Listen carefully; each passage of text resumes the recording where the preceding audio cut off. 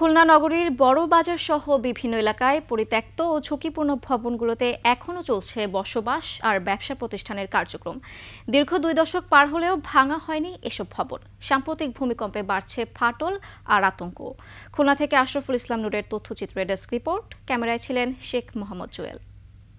Niacinamide ও salicylic সমৃদ্ধ lily face wash যা ফেসের ডেড স্কিন সেল দূর করে দেয় দ্বিগুণ ফাস্টার ব্রাইটেনিং। পলেস্তারা খসে পড়েছে, ভেঙে গেছে সানশেড, এমনকি খুলে পড়েছে ছাদের অংশও। কোথাও জন্ম নিয়েছে গাছপালা, কোথাও চওড়া হয়েছে ফাটল। খুলনা নগরীর বড়বাজার সহ বিভিন্ন এলাকায় এমনই ভয়ঙ্কর রূপ নিয়ে দাঁড়িয়ে আছে বহু পরিত্যক্ত ও ঝুঁকিপূর্ণ ভবন। 2004 সালে খুলনা সিটি কর্পোরেশন ভবনগুলো চিহ্নিত করে ভেঙে ফেলার সুপারিশ করে। যাচাই বাছাই করে গত বছর আরও 48টি ভবনের ছাদ সিলগালা করার সিদ্ধান্ত হয়, কিন্তু সব উদ্যোগ আটকে আছে লাল ফিতার বাঁধনে। এর মধ্যে বড়বাজারের দ্বিতীয় ও তৃতীয় তলার জরাজীর্ণ অংশে এখনও পরিবার নিয়ে বসবাস করছে মানুষ। নিচতলায় চলছে নানা পণ্যের ব্যবসা।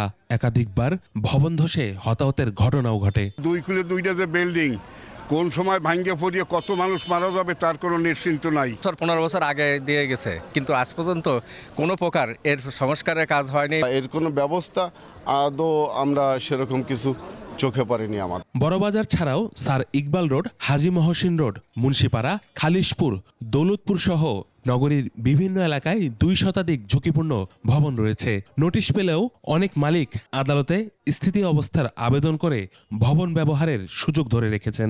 যে কোনো সময় যে কোনো বিপদ ঘটতে পারে। মাঝে কিছুদিন আগে একটা প্রচণ্ড বৃষ্টি হলো, সে বৃষ্টিতেও কিন্তু একটা বিল্ডিংয়ের একটা অংশ ধসে পড়ে। 2010 সালের জরিপে উল্লাসিনী সিনেমা হল, মুক্তিযোদ্ধা সংসদ কার্যালয়, মহিলা বিষয়ক অধিদপ্তর, সদর হাসপাতালের পুরাতন ভবন, শহীদ সোহরাওয়ার্দী উচ্চ বিদ্যালয়, সোনালী ব্যাংক ট্রেনিং ইনস্টিটিউট সহ ঝুঁকিপূর্ণ হিসেবে তালিকাভুক্ত করে খুলনা সিটি কর্পোরেশন। সর্বশেষ এই যে মিটিংটা হয়েছিল সেখানে 5টি ভবনের কথাই বলা হয়েছে। পূর্ত বিভাগ তারাই মূলত আসলে এই বিষয়টা তদারকি করেন, তো এই মেসেজটা হয়তো আমরা তাদেরকে কনভে করব। আবারও ভূমিকম্প বা প্রাকৃতিক দুর্যোগ যে কোনো মুহূর্তেই বড় ধরনের বিপর্যয় ঘটাতে পারে, এমন আশঙ্কায় দিন কাটাচ্ছে খুলনা নগরীর বাসিন্দারা। ইউসুফ হাসান নাইম, 21 টেলিভিশন।